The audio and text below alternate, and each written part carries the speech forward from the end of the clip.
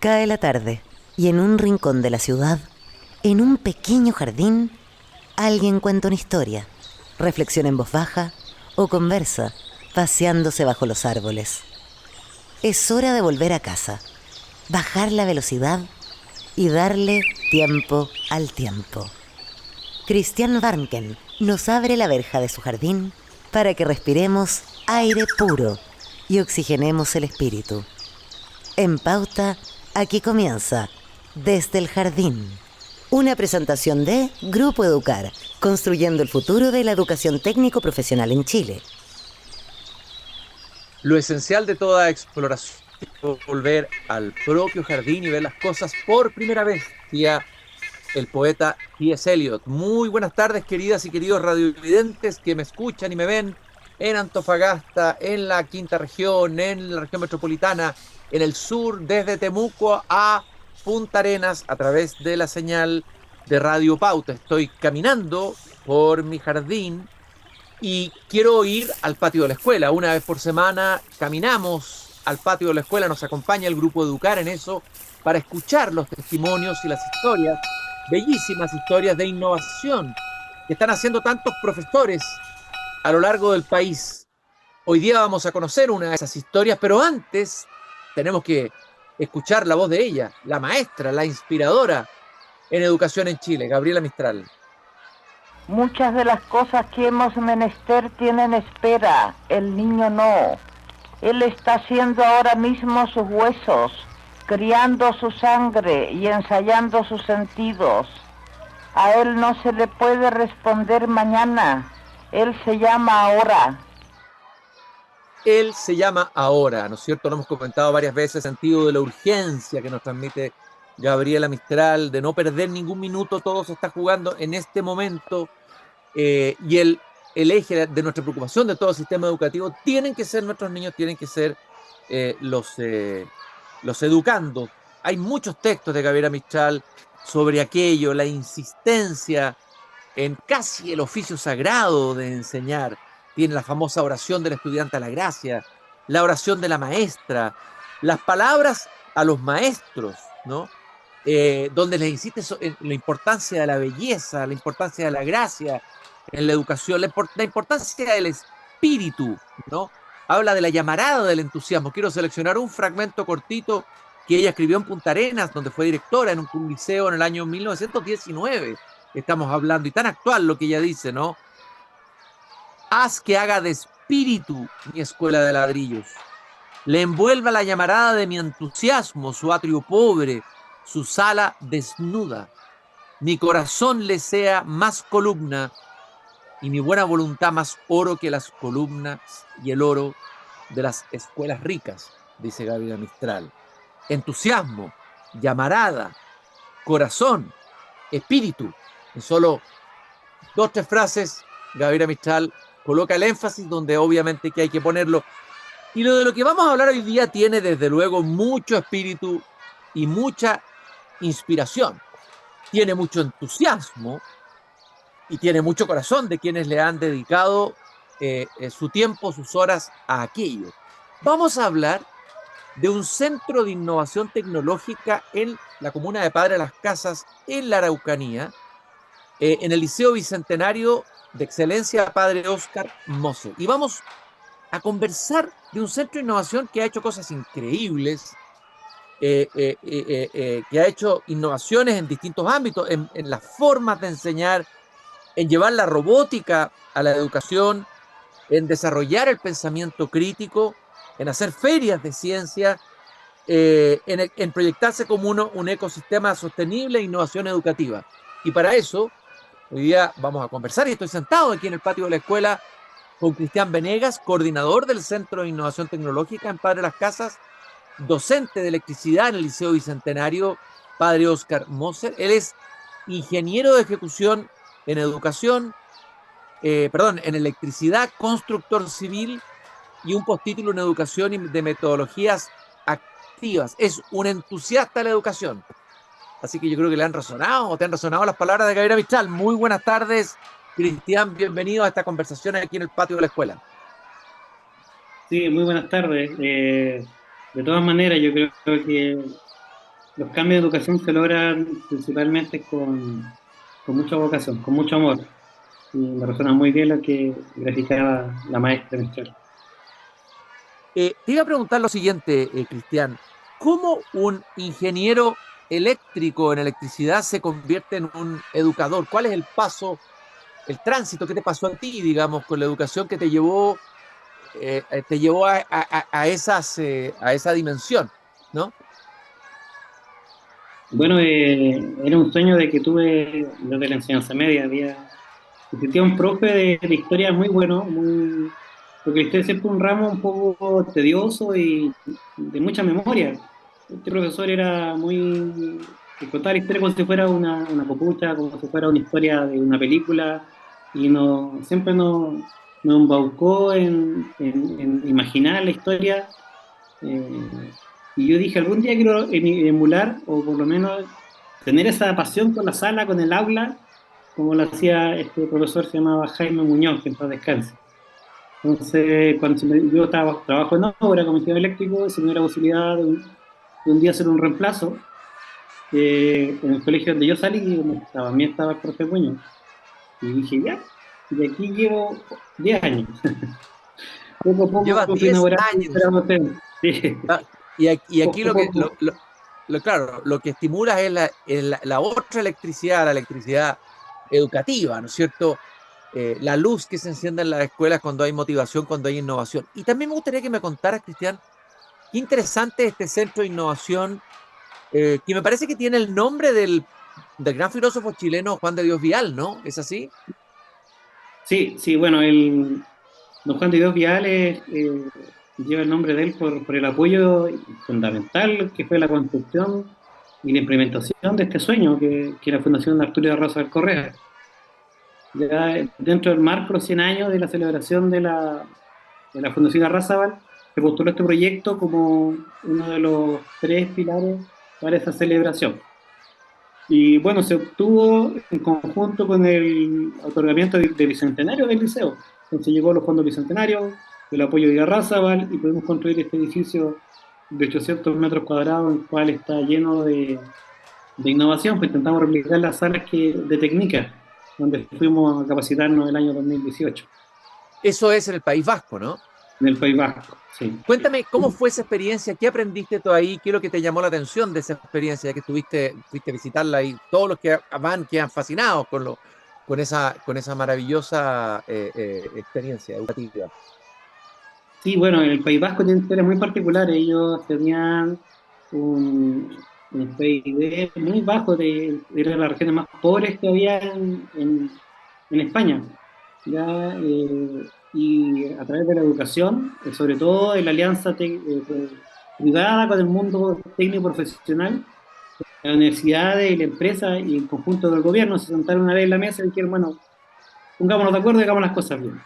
Y nació este modelo de educación en donde se alinean todos en la misma mesa y buscan articular bien las acciones. ¿Qué se implementó? Una metodología que basada en proyectos llamada ETASI. Y esa es la metodología que el sitio intenta un poco emular o replicar acá en la Araucanía, ya para poder un poco sacar la región de la pobreza, porque es como similar, la región más pobre del país, pero con educación y enfocando en lo que es el área técnico-profesional. Buscamos el mismo camino, la misma senda, mover la Araucanía de esta línea de pobreza, siendo, tú lo sabes muy bien, una de las regiones más pobres del país. Entonces las condiciones, por lo menos al inicio, son las mismas. Oye, Cristian, ¿y qué es lo que se hace en este centro de innovación? Cuéntanos, descríbenos el lugar, qué es lo que pasa ahí, cómo participan los alumnos, eh, participan solo los alumnos de este liceo, de otro. Cuéntanos, descríbenos qué es este centro de innovación tecnológica de Padre Las Casas. Bueno, en la práctica lo que se busca es desarrollar experiencias piloto de metodología activa, o sea, metodología innovadora. Ya para la gran mayoría de metodología activa es como que el estudiante salga un poco de la rutina de las clases conductistas, está el profesor sentado, parado al frente del pizarrón, los estudiantes sentados escuchando. Entonces buscamos nuevas estrategias para que cuando ya funcionen las podamos replicar.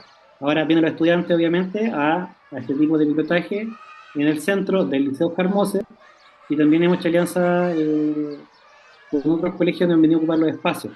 Por ejemplo, en los talleres de robótica. Ya hemos usado talleres de robótica para poder esparcir este conocimiento. En la Araucanía había mucha escasez de profes de robótica. Hemos estado participando en competencias nacionales y queríamos competir acá, prepararnos en la Araucanía, y nos dimos cuenta que había un déficit de profes de robótica y se hizo unos cursos y de 120 horas. Entonces los profes vienen con metodología activa, enseñan robótica y al mismo tiempo los capacitan en esa área.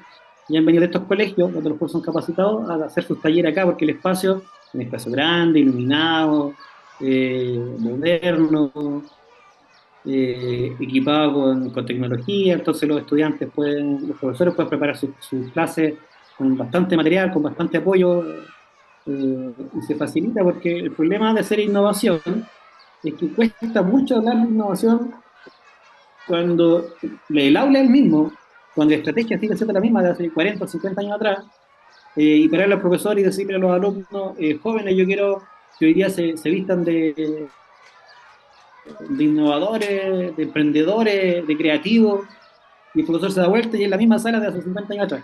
Entonces, el espacio ayuda bastante, primero para romper la inercia y poder hacer estos prototipos que finalmente después se van multiplicando. Cuando ya son exitosos se pueden ir replicando en el aula, y así fomentar lo que es el aprendizaje de los estudiantes. ¿Y cómo son los espacios? O sea, ¿cómo está distribuido espacialmente? ¿Cuál es el cambio con el que se encuentra el alumno cuando llega a una sala en este centro? Mira, a ver, yo te voy a invitar a que me acompañe a recorrer el espacio. Sí, estoy acá en la oficina. Aquí, Pero el el que nos espacio, está siguiendo por pauta.cl lo va a poder ver las imágenes o las puede ver después. son modulares con cerradas con vidrio. Aquí tengo un laboratorio de automatización industrial. Acá hay un espacio hay un Fat Lab que está de moda ahora en las universidades, taller de prototipado con 3D y robótica. Y acá es como el espacio como el aula. Acá tenemos unos estudiantes que están como puedes ver, un espacio bastante cómodo para hacer trabajos colaborativos. Sí, claro, fantástico los espacios, ¿no? Qué importante es el espacio, el lugar en educación, ¿no? No es indiferente dónde se haga lo que se está haciendo, sobre todo se está haciendo innovación. Eh, y dime una cosa, La Cristian. predisposición de los estudiantes ya al entrar al espacio, que lo ven mucho más, no sé, bonito, dicen ellos. De hecho, en general intentan venir para acá. Ayuda bastante a poder romper la inercia, porque, bueno, es cierto que el prototipo que se hace o el piloto de la experiencia viene ayudado por el espacio. Después hay que replicarla en salas en las cuales no tiene este espacio. Pero Claro. que hay que pensar desde el mejor, eh, hay que hacer el análisis de los datos desde la, desde la puesta en escena mejor, como para poder después intentar implementar en la sala, no con tanto equipamiento, pero si sabemos que funciona, por lo menos podemos seguir intentándolo. Oye, Cristian, tú hablaste de este centro de innovación que ocurre en una región cuyos índices de pobreza son superiores a otras regiones del país. Es interesante que esta innovación se esté haciendo ahí, digamos, en un lugar que a lo mejor no es un lugar o sea, es un lugar donde hay vulnerabilidad, donde hay muchas necesidades. ¿Qué impacto ha tenido este centro en el lugar mismo donde está instalado, digamos, ahí en Padre Las Casas, en la Araucanía? ¿Cuál es el impacto, lo que ha pasado en la comunidad, en la comuna, en la región, con este centro? Mira, el impacto ha sido bastante positivo porque, bueno, por acá un poco de contexto a los auditores, para las casas una comuna eh, bastante, con índice de vulnerabilidad bastante alto. De hecho, el colegio, el nivel de índice de vulnerabilidad es sobre el 90%. Más del 70% son de comunidades indígenas que están cerca de las casas. Entonces, traerle un poquito de Europa, traerle un poquito de experiencias como de Tecnica o algunas salas como de Monterrey, pero también hemos estado de México, implementar ese tipo de experiencias pedagógicas a los estudiantes, realmente los invita y los inspira a dar mejor, a conectar primero con la clase, ya porque hoy en día los estudiantes están muy desconectados. Esa crítica la he escuchado mucho, de que los estudiantes reclaman más a los apoderados, están desordenados, no se conectan con las clases. Entonces, esta búsqueda de nuevas estrategias ha ayudado y ha potenciado a los estudiantes primero a encantarse con el área que ellos dirigían a estudiar en este colegio técnico. Segundo, a- a hacerles sentir que ellos pueden, que aquí motivarlos, que ellos pueden ser empresarios, que ellos pueden ser profesionales universitarios, pueden ser catedráticos, que ellos, ¿por qué no? Y constantemente se les está acá incentivando a que el mundo es de ellos y tienen que salir a comérselo, tienen que salir a luchar por él.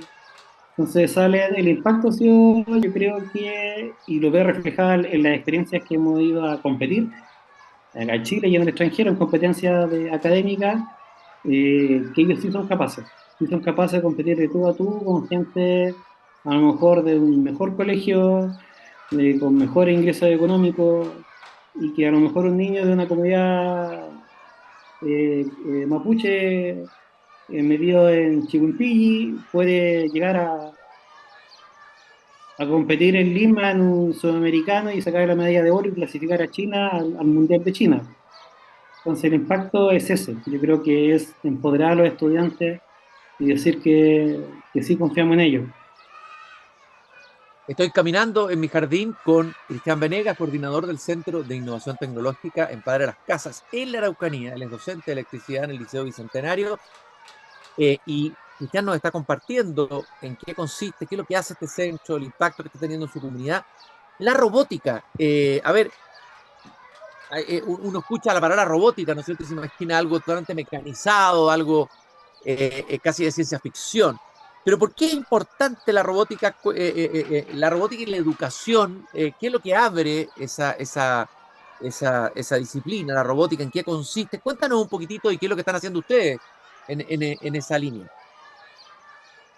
Sí, bueno, la robótica va en paralelo con lo que es automatización y también la otra línea que es inteligencia artificial. ¿Y por qué no hemos proyectado en estas áreas tecnológicas? Porque el mercado demanda hoy y probablemente mucho más en el futuro que los estudiantes sepan usar este tipo de herramientas. Pensamiento lógico, programar con bloques, y esto te lo entrega la robótica educativa, el uso de la IA. Yo creo que la IA ya es momento que sea un ramo, una asignatura, o por lo menos de parte del plan curricular de los estudiantes, porque las empresas y el mercado se lo va a solicitar, profesionales que sepan todo este tipo de herramientas.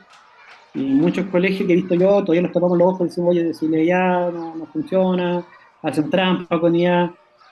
Y va más que nada por eso el tema de la robótica, la IA, para prepararnos a los estudiantes a los desafíos del mañana.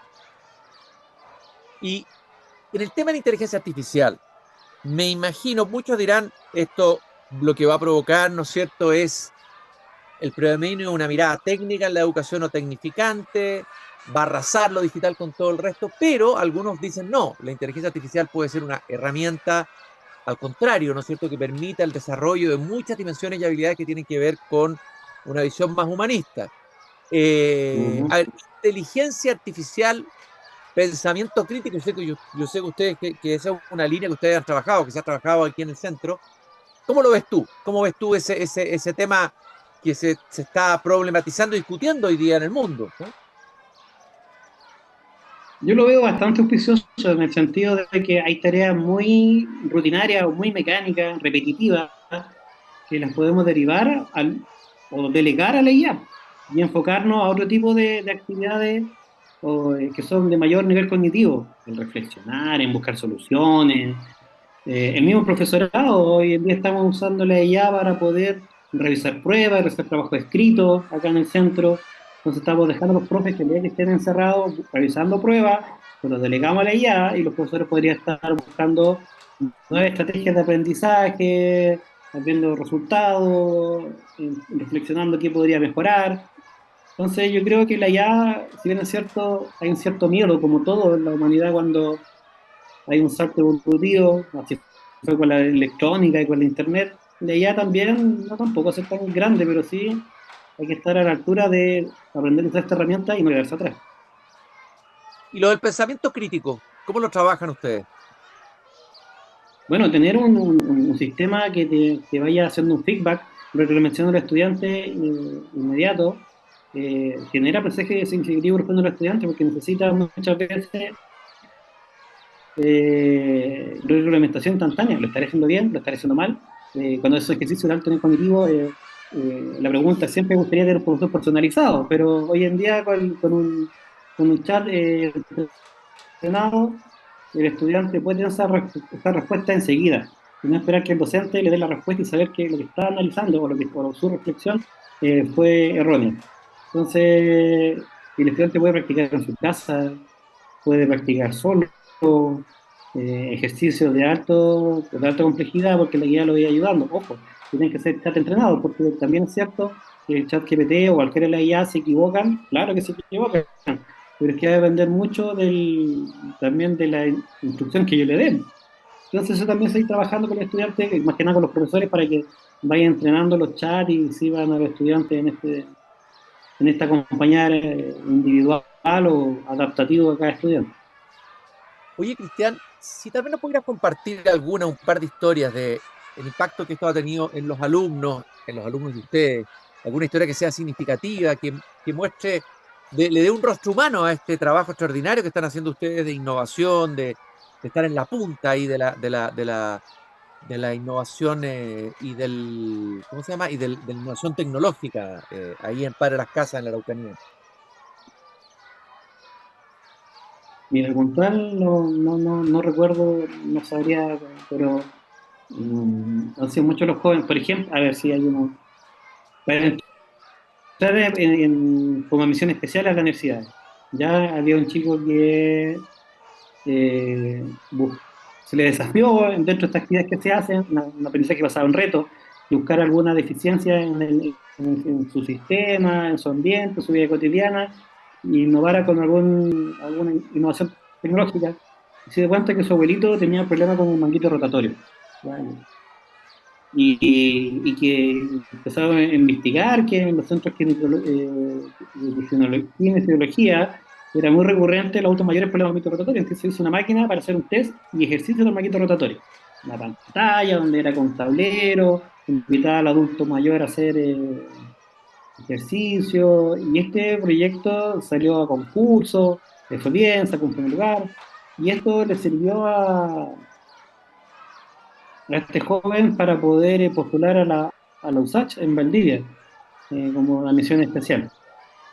Entonces, ese tipo de actividades son varias experiencias como la de, ¿cómo se llama esta USACH? El que fue a la USACH. Benjamín, Benjamín. Benjamín se llamaba el estudiante. Benjamín entró a estudiar ya en el tercer año de la ingeniería eléctrica. Y así también son varios que han estado en competencias nacionales, donde los chicos, Matías me acuerdo muy bien que se frustró porque estaban compitiendo con estudiantes que eran universitarios, estaba muy intencionado porque decíamos que hacemos nosotros acá compitiendo con alumnos universitarios de tercer, cuarto año, 25 años, yo 17 años, y me acuerdo que Matías estaba a punto de renunciar y le dije, Matías, no podemos. Bueno, le dije, en primera instancia le dije si se sentía mal, me dijo que sí, estaba muy nervioso, y me dijo, bueno, era lo último que quería, que se sintiera mal. Al contrario, vive el proceso, aprovecha donde está sumergido. Gracias al CIR estamos en esta competencia, compitiendo con universidades universitarias, DUOC, INACAP, etcétera. Y disfruta el momento. Bueno, este impulso le ayudó a Matías a después tenga un buen resultado en la prueba de selección universitaria, que ya desconozco cómo se llama, PAES, PSU, ya no. Pero le fue súper bien, y actualmente está estudiando medicina acá en la Universidad de la Frontera. Bueno, esa es Son una historias historia, que te van. Claro. Sí, adelante, Claro, no, Cristian. son cosas que van forjando a ellos la resiliencia y sobre todo ser conscientes de que van construyendo su propio conocimiento. Entonces ellos, al ser un poco más maduros, entender de que la clase no es solamente una clase que va a ser evaluada, que es un trámite, sino que van aprendiendo en el camino y que siempre buscamos que sea enfocada en una necesidad del medio, o sea, que aprenda algo que obviamente va a estar, lo va a usar, hacemos ejemplos muy gráficos, hacemos bajadas con expertos en municipalidades, en empresas, entonces ellos ven que todo el aprendizaje está vinculado con el medio y eso ayuda bastante igual.